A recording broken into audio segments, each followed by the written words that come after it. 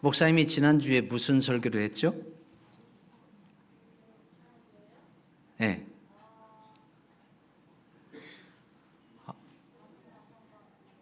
와, 남은 자손과. 예, 맞아요. 남은 자손과 그의 사명. 예, 지난주에 제가 여러분들한테 설교하면서 남은 자손과 그의 사명에 대해서 설교했는데, 지금 우리가 이 재림교회 기본 교리를 제가 이렇게 설교하면서 어떠한 부분은 저도 좀 어렵고 그냥 너무 지식적이고 딱딱하고 그런 부분이 있습니다. 여러분, 남은 자손은 어떠한 사람들이 남은 자손이라고 그랬어요? 뭐 그냥 시원찮게 적당히 예수님 믿는 사람들이 남은 자손이라고 그랬어요? 아니면 충성스럽게 예수님을 믿는 사람이 남은 자손이라고 그랬어요? 예, 시원찮게 믿는 사람들이 아니라 충성스럽게 예수님을 믿는 사람들이 남은 자손이라고 했어요. 그래서 제가 좀 정리하면 이 부분 다 함께 좀 읽어볼까요? 성경에 나오는, 시작. 성경에 나오는 남은 자손은 시대마다 충성스럽게 하나님을 믿었던 성도들로서 어떠한 상황에서도 그들의 믿음을 지키고 승리해서 구원받은 하나님의 백성들을 상징하고 있다. 여러분, 그 시대마다 하나님을 충성스럽게 믿었던 백성들을 남은 자손, 남은 백성, 남은 무리, 남은 교회라고 표현하고 있습니다. 그들의 상황과 형편이 어떠하든지 그 모든 재난과 고난과 궁핍 가운데서도 믿음을 지켜서 승리한 백성들을 남은 자손이라고 그러고, 그들은 넉넉히 그 시대마다 구원받은 하나님의 백성들을 대표하는 그러한 총칭으로 남은 자손이라고 표현하게 되는데, 그러면 성경에 보니까 마지막 시대에 존재하게 될 남은 자손, 예수님의 재림을 앞두고 이 세상에 존재하게 될 남은 자손은 어떠한 특징을 가지고 있다고요? 이제 호진이가 맞췄으니까 이거는 우리 단우가 한번 맞춰보죠. 예수님 재림하시기 전에 이 세상 지구 역사의 마지막 때에 존재하게 될 남은 백성, 남은 교회의 특징은 세 가지라고 제가 얘기했어요. 뭐였어요? 네. 그 옆에 열심히 하고 있는 우석이는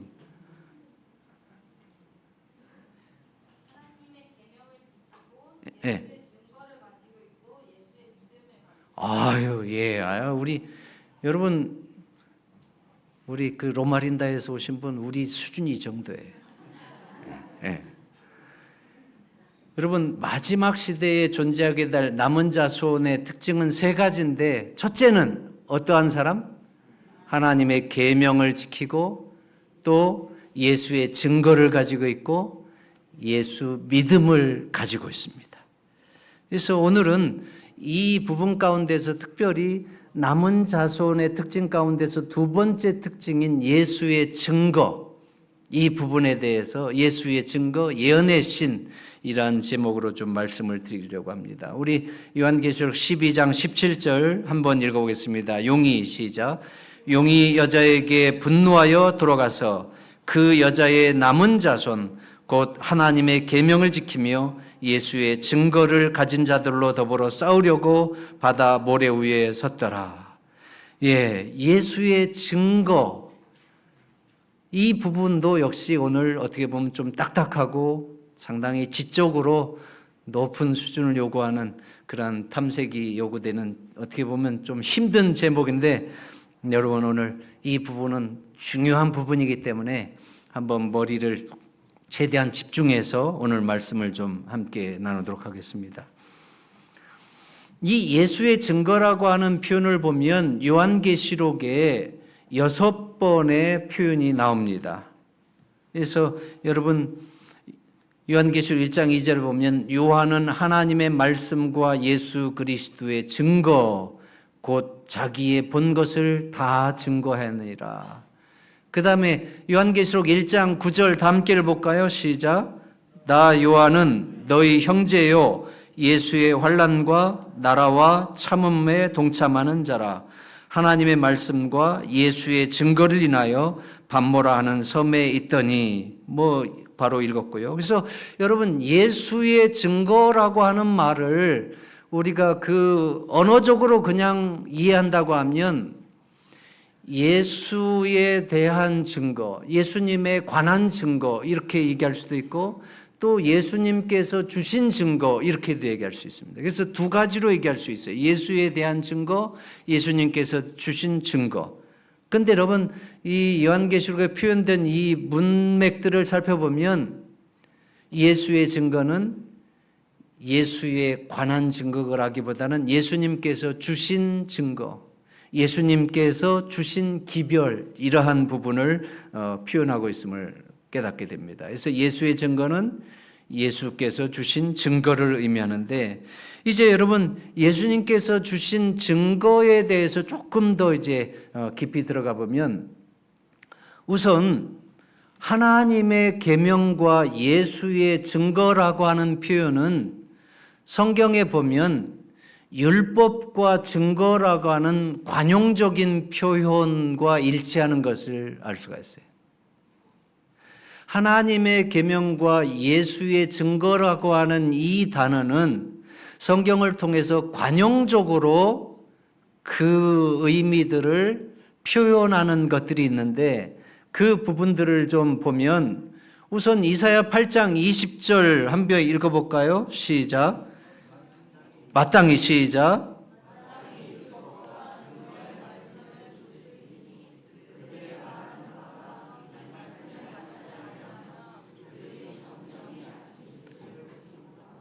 네, 여기 율법과 증거의 말씀을 쫓을지니 이사야서는 그렇게 표현하고 있고, 그 다음에 이제 로마서 3장 21절 이제는 시작. 이제는 율법 외에 하나님의 한 의가 나타났으니 율법과 선지자들에게 증거를 받은 것이다. 예, 여기 증거까지 빨간 줄 가야 되는데 증거가 안 됐네.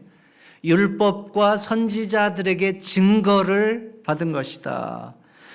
이러한 부분들 많이 있습니다. 그래서 제가 그냥 간단하게 소개하면, 율법과 증거, 또 율법과 선지자들의 증거, 율법과 선지자, 모세의 율법과 선지자의 글, 이러한 표현들은 여러분, 우리가 그냥 총칭해서 율법과 증거라고 하는 이 관용적인 표현은 이 모세를 통해서 주신 율법과 그 율법을 시대적인 상황에 적용하여서 선지자들이 증거한 증언들을 의미하는 것입니다.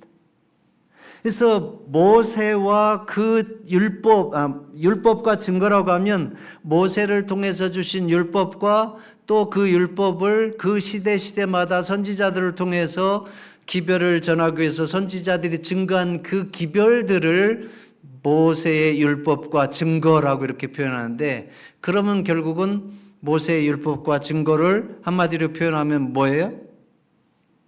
구약 성경을 의미하고 있어요. 모세의 율법과 증거는 관용적인 표현으로서 구약 성경 전체를 의미하고 있습니다. 그러면 이것을 오늘 이제 요한계시록에서는 하나님의 계명과 예수 그리스도의 증거라고 이렇게 표현하잖아요. 자, 여러분, 이것을 요한계시록에서는 하나님의 말씀과 예수 그리스도의 증거다, 또 하나님의 말씀과 저희가 가진 증거다, 또 하나님의 계명과 예수의 증거다, 이 모든 것들이 모세의 율법과 증거라고 하는 그런 관용적 표현과 일치된 관용적인 표현들입니다. 그러면 이것은 무엇을 의미하는 거예요? 하나님의 계명과 예수의 증거, 그 다음에 모세의 율법과 증거. 특별히 모세의 율법과 증거라고 하는 것은 구약 성경 전체를 의미한다고 하면, 이제 하나님의 계명과 예수의 증거라고 하는 말은 결국은 신약 성경 전체를 의미하면서 또 그 시대마다 선지자를 통해서 하나님께서 주신 말씀에 대해서 증언한 기별들을 의미하고 있습니다. 근데 이러한 모세의 율법과 증거들은 하나님께서 그 시대마다 하나님의 백성들을 인도하시기 위해서 주신 기별들이에요.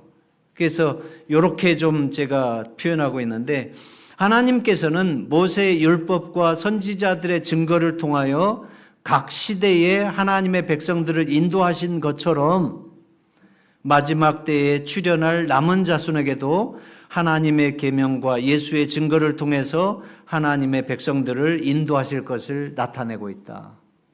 하나님의 계명과 예수의 증거가 중요한 이유는 모세 시대 이후로부터 계속해서 그 시대 하나님의 백성들을 인도하시기 위해서 모세 율법과 그 선지자들이 전한 증거들을 통해서 개입하셨는데, 마지막 시대에 하나님의 백성들을 인도하시기 위해서 하나님께서는 무엇을 사용하시겠다는 거예요? 똑같이 하나님의 계명과 예수의 증거를 사용하시겠다고 말씀하시는 거예요. 이 부분들을 이제 여러분 요한계시록에서는 예수의 증거를 또 요한계시록 19장 10절에 보면 뭐라고 표현하고 있죠? 대언의 영이라고 표현하고 있습니다. 한번 이 부분 다 함께 좀 읽어보겠습니다. 시작. 내가 그 발 앞에 엎드려 경배하려 하니 그가 나더러 말하기를 나는 너와 및 예수의 증거를 받은 내 형제들과 같이 된 종이니 삼가 그리하지 말고 오직 하나님께 경배하라. 예수의 증거는 대언의 영이라 하더라. 여러분, 요한계시록 12장 17절에는 마지막 시대에 하나님을 충성스럽게 믿을 남은 자손, 그래서 그들의 상황이 어떠하든지 그들의 믿음을 지키고 승리해서 하나님의 구원받을 자들로 묘사된 그 남은 자손은 하나님의 계명과 예수의 증거를 가지고 있다고 했는데, 이 예수의 증거에 대해서 요한계시록 19장 10절에는 또 이렇게 표현하고 있습니다. 근데 이 부분을 이제 평행을 이루고 있는 요한계시록 22장 9절에 보면 여기 예수의 증거를 받은 내 형제들, 이 부분을 내 형제 선지자들 이렇게 표현하고 있어요. 그래서 예수의 증거를 가진 이 형제들을 여기 보면 선지자들 이렇게 표현하고 있거든요.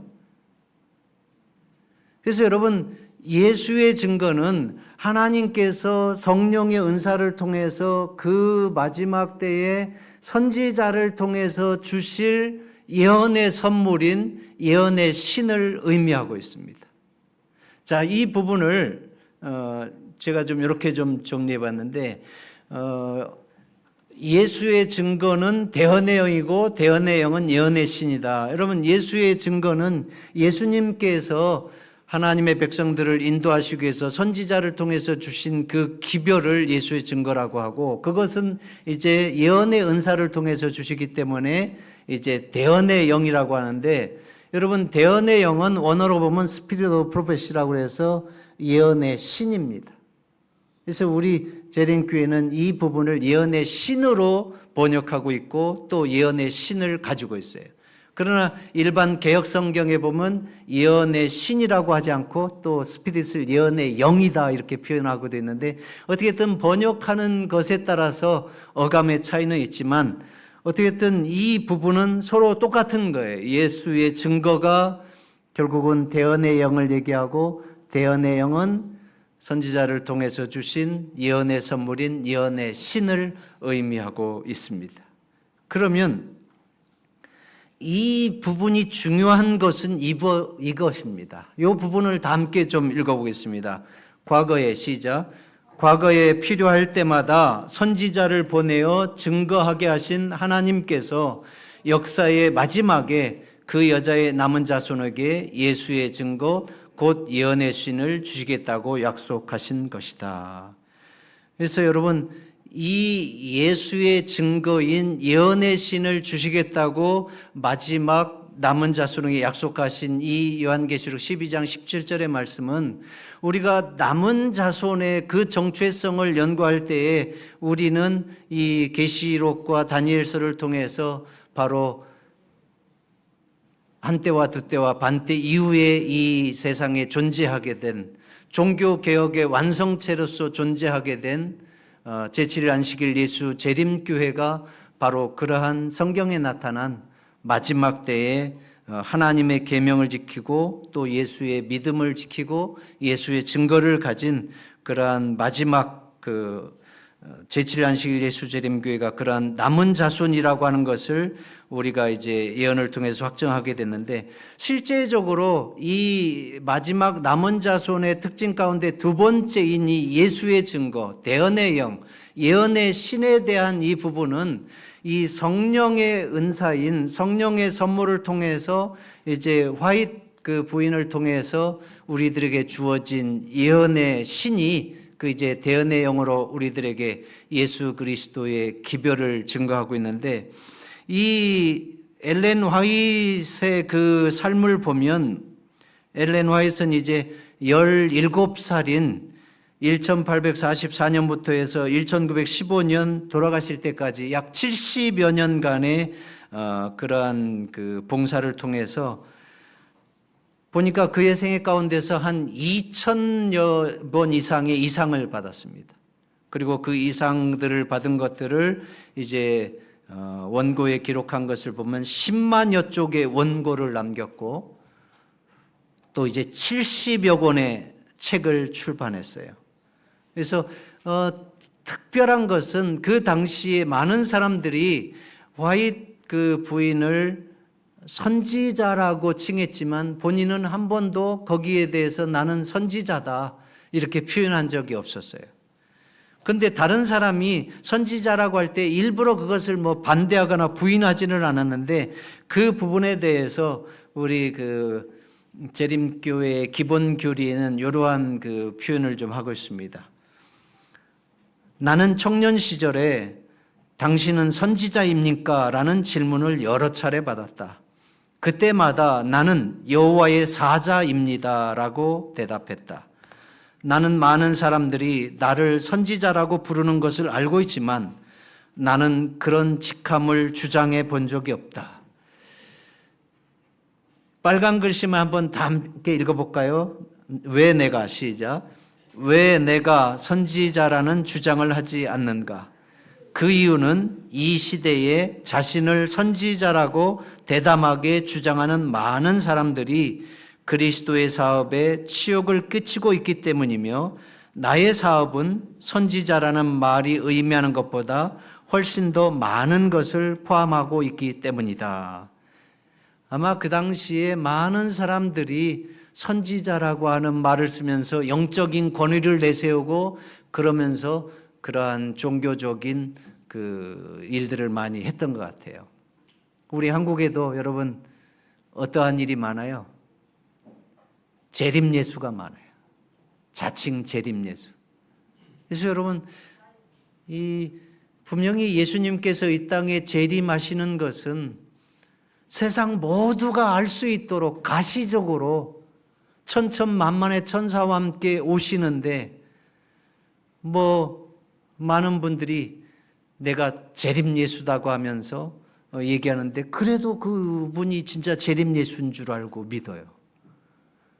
그리고 또 그 교주가 돌아가시면 또 그 와이프가 또 이제 재림 예수가 되기도 하고 교주가 되기도 하고. 그래서 여러분 참 많은 사람들이 신앙심에 의해서 하나님을 섬기고 있지만 하나님의 뜻이 온전하게 계시된 이 성경을 통해서 온전하게 하나님을 섬기려고 하는 그러한 의지와 열망은 매우 부족한 것을 알게 돼요. 그러니까 그냥 남이 얘기해 주는 하나님을 믿는 것이 쉬우니까 그러한 사회적인 모습들이 너무 많아서 성서적이지 아니한 그러한 진리들, 또 그 다음에 그러한 믿음의 교리들이 많은 사람들을 미혹하고 있고, 정말 이 바벨론의 그 진노의 포도주가 이 세상 사람들을 미혹하고 있는 그러한 세상에 우리가 살고 있습니다. 자, 그러면 이제 여러분 이 예언의 선물을 우리가 시험하는 기준에 대해서 한번 좀 살펴볼게요. 우선 마태복음 24장에 보면 예수님께서는 재림 전에 많은 거짓 선지자들이 일어날 것을 경고하고 있어요. 많은 거짓 선지자들이 일어날 것을 경고한다고 하는 것은 그들에게 말씀의 권위가 있고 또 어떠한 강신술의 역사를 통해서 이적을 행하는 일들이 있다 할지라도 그것이 정말 하나님께서 보내주신 종인지 아니면 우리를 미혹하는 거짓 선지자인지 그것을 분명하게 참인지 거짓인지 시험해 보라고 말씀하시고 있어요.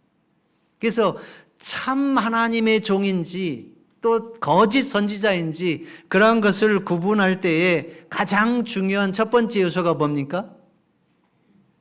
첫 번째 요소가 성경과 일치하는가. 여러분, 모든 이 땅에 일어나는 영적인 현상들 또 영적인 주장들은 이 성경을 통해서 평가를 받아야 됩니다.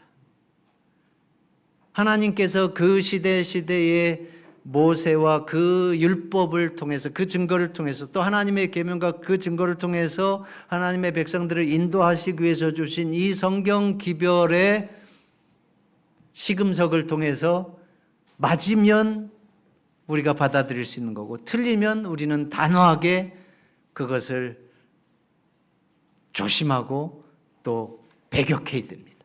자, 그런 의미에서 여러분 오늘 아까 읽었죠? 마땅히 율법과 그 증거의 말씀을 쫓을지니 그들의 말하는 바가 이 말씀에 맞지 아니하면 그들이 정녕 아침빛을 보지 못할 것이다. 그래서 여러분 이 선지자의 기별은 먼저 하나님께서 성령의 감동과 영감으로 주신 이 성경 기별과 맞지 아니하면 그것은 거짓입니다. 최신의 선지자라 할지라도 먼저 하나님께서 주신 이 기별과 틀린 기별을 하나님은 같은 성령을 통해서 주시지 않습니다.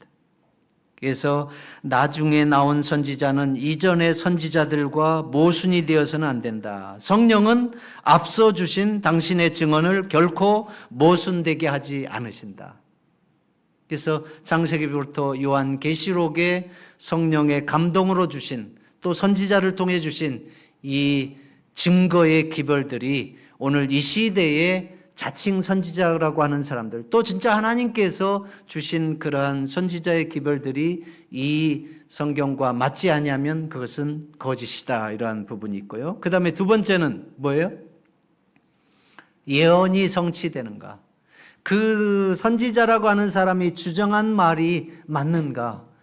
여러분 우리가 이 재림교회에도 뭐 따로 집단 생활하는 사람 가운데 홍모라고 하는 분이 2015년에 예수님 재림한다고 아주 강하게 주장하면서 그 책을 그냥 교회들마다 돌려보내고 또 많은 사람들을 그냥 그 공동체로 끌어들이고 이렇게 했는데 여러분 2015년에 예수님 왔어요 안 왔어요?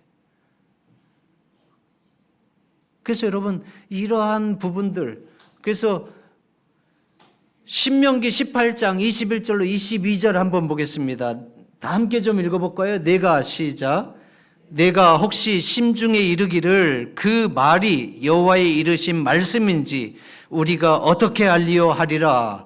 만일 선지자가 있어서 여호와의 이름으로 말한 일에 증언도 없고 성취함도 없으면 이는 여호와의 말씀하신 것이 아니요 그 선지자가 방자히 말한 것이니 너는 그를 두려워 말지니라.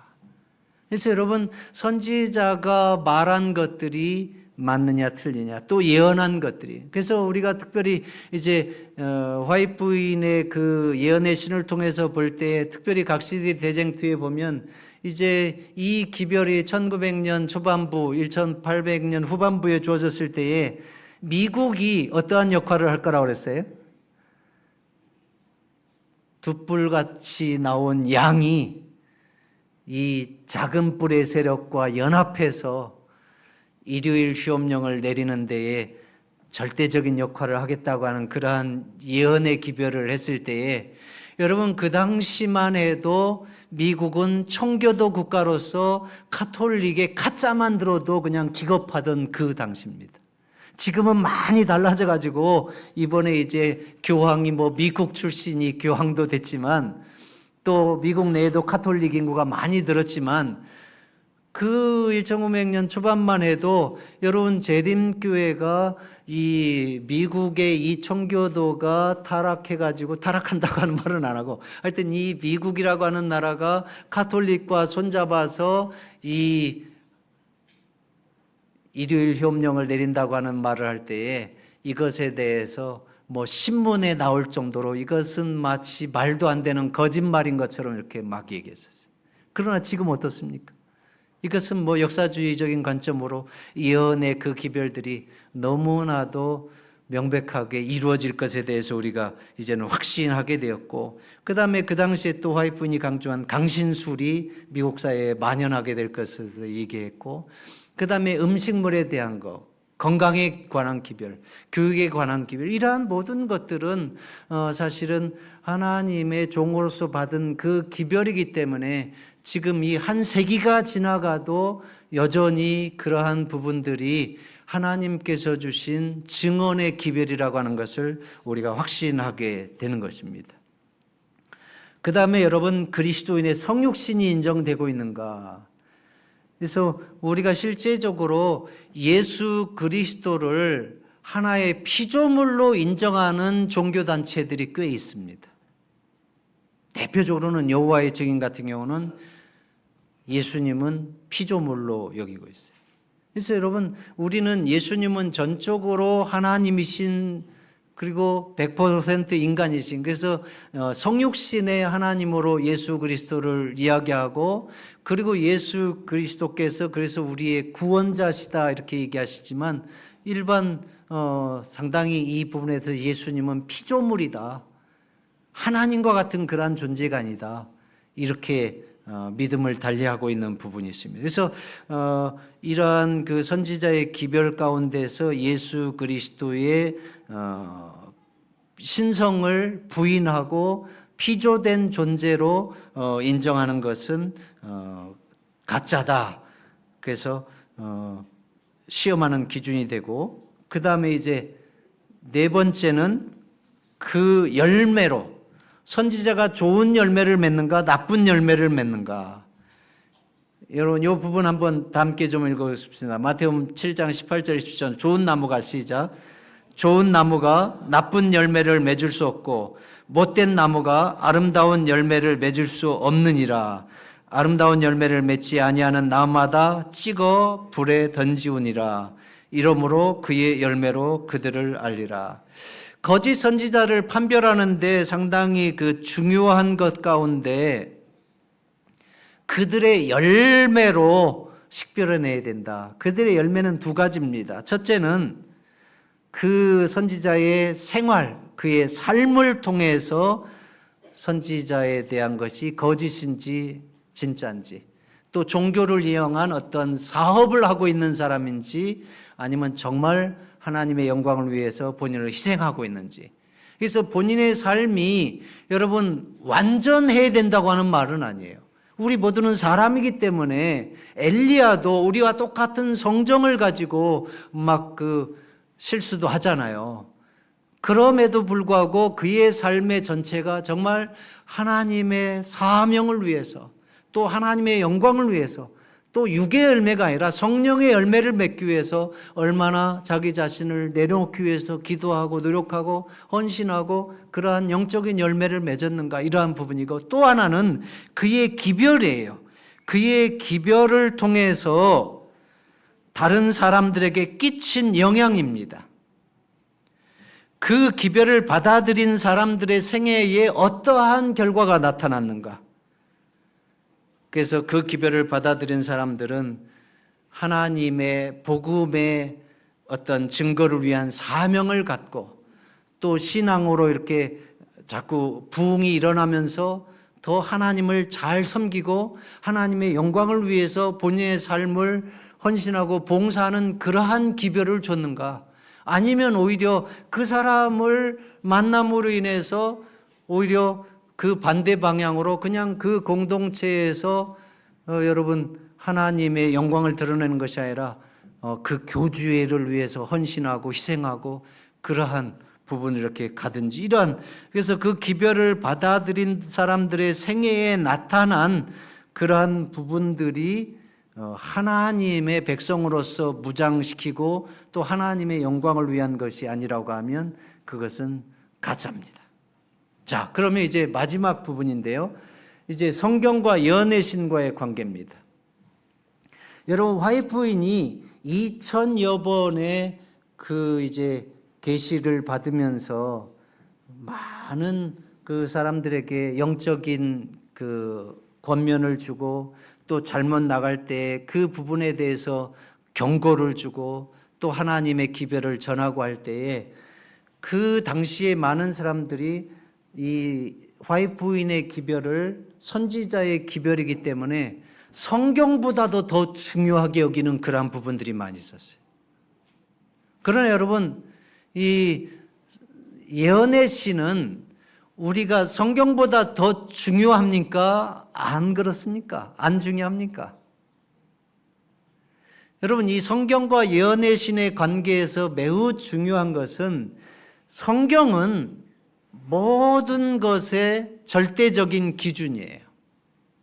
그래서 우리 신앙의 절대적인 기준이고 또 어떠한 것을 경험하는 경험의 시금석이 되고 또 재림교회 교리의 표준이 되고 모든 것의 표준이 되고 이 예언의 시는 성경과 절대로 동등하게 들 수가 없습니다.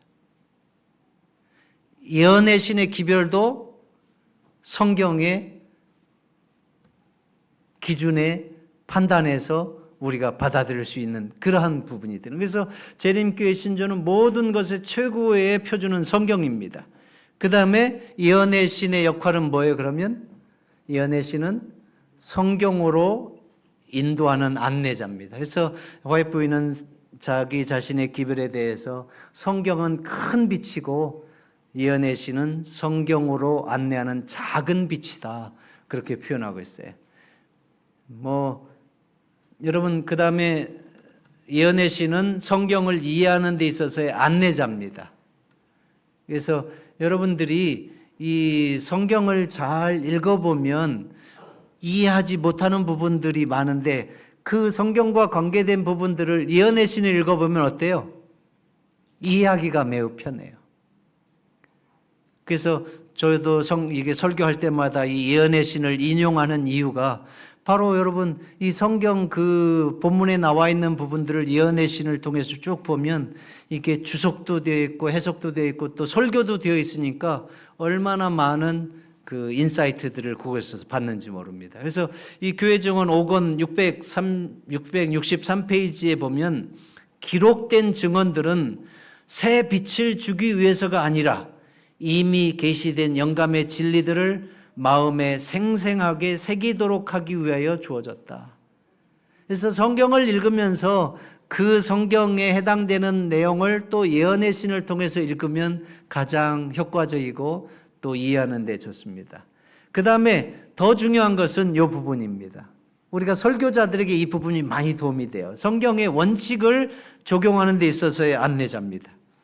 우리가 성경을 읽으면 설교할 때에 우리가 지식을 전달하는 부분도 중요하지만 그 지식이 우리 성도들 개인에게 이 시대에 맞게 적용하는 부분이, 호소하는 부분, 결론 부분이 매우 중요하잖아요. 예언의 시는 이 부분에 대해서 아주 탁월하게 잘 되어 있습니다. 그래서 이 시대에 우리가 성경을 읽어보면 성경을 통해서 이제 그 적용하는 부분을 많이 이해할 수가 있는데 이 부분 한번 다 함께 보겠습니다. 연설이나 시작.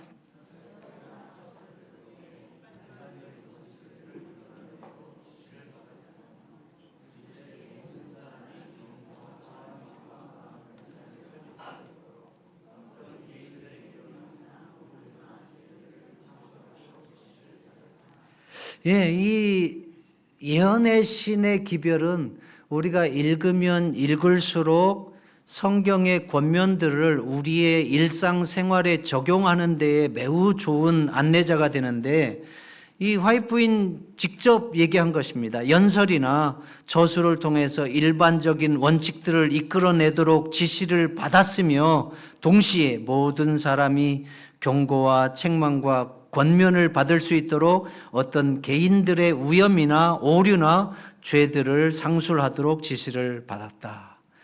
자, 이제 마지막 부분. 여러분, 우리가 이제 예언의 신이 지금 한국에 정확하게 지금 몇 권이라고 표현은 못하겠지만, 지금 이제 우리가 지난주부터 오늘 주보에도 광고가 나왔지만, 지금 한국어로 출판된 모든 예언의 신을 이제 이 크게 재본해갖고 6권으로 해가지고 지금 이제 우리가 팔고 있는데, 우선 그 대쟁투 총소는 우리가 이제 성경의 구약부터 사복음서인 시대의 소망까지, 그래서 각 시대 대쟁투 상하권, 또 부조와 선지자 상하권, 사도행적, 선지자 왕, 그 다음에 시대의 소망 이 부분이 있고요. 그 다음에 교회 사업에 대한 것들은 가려복음 1, 3권 이렇게들 있고, 그래서 여러분 목회와 선교, 그 다음에 이제 교육과 가정과 건강, 이러한 모든, 그래서 이 부분이 지금 6권으로 특별히 재본해서 지금 이 예언의 신을 한국어로 번역된 것을 모두 지금 이 6권으로 합본으로 재본해서 우리가 지금 이제 특별히 보급가로 아마 20만 원 이렇게 나온 것 같아요. 그래서 그 부분에 여러분 필요하신 분들은 우리 조대현 지사님한테 얘기해서 언제든지 이렇게 구입하시고요.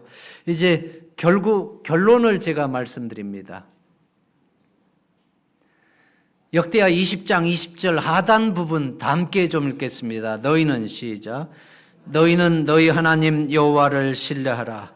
그리하면 견고히 서리라. 그 선지자를 신뢰하라. 그리하면 형통하리라. 여러분, 이 부분 너무 중요하기 때문에 다시 한번 읽겠습니다. 너희는 시작. 너희는 너희 하나님 여호와를 신뢰하라. 그리하면 견고히 서리라. 그 선지자를 신뢰하라. 그리하면 형통하리라. 여러분, 여러분의 삶 속에서 어떠한 상황에 처하든지 여호와를 신뢰하는 그 믿음을 견고히 지키시기를 원하신다고 하면 우리가 결국은 이 성경으로 돌아가야 됩니다. 그리고 우리의 신앙 속에서 그 상황마다 영적으로 잘 판단하고 또 하나님의 백성으로서 형통하기를 원한다고 하면 예언의 신의 기별을 여러분 성경과 함께 늘 보시면서, 그래서 여호와를 신뢰하면 우리가 견고히 서게 되고, 그것이 하나님의 말씀을 신뢰한 것이고, 또 선지자를 신뢰하면 또 그 형통하게 된다고 하는 것은 예언의 신을 통해서 우리의 삶을 영적으로 고양시키면 고양시킬수록 우리의 삶이 그리스도 안에서 형통하게 되고 하나님의 복을 받을 것을 말씀하고 있습니다. 우리 모두에게 하나님을 신뢰하고 또 선지자를 신뢰함으로 여러분의 믿음이 견고하게 서고 또 여러분의 신앙이 이 세상에서일지라도 하나님의 복을 드리면서 형통하게 되는 그러한 축복의 삶이 되기를 바라면서 말씀을 줄이겠습니다.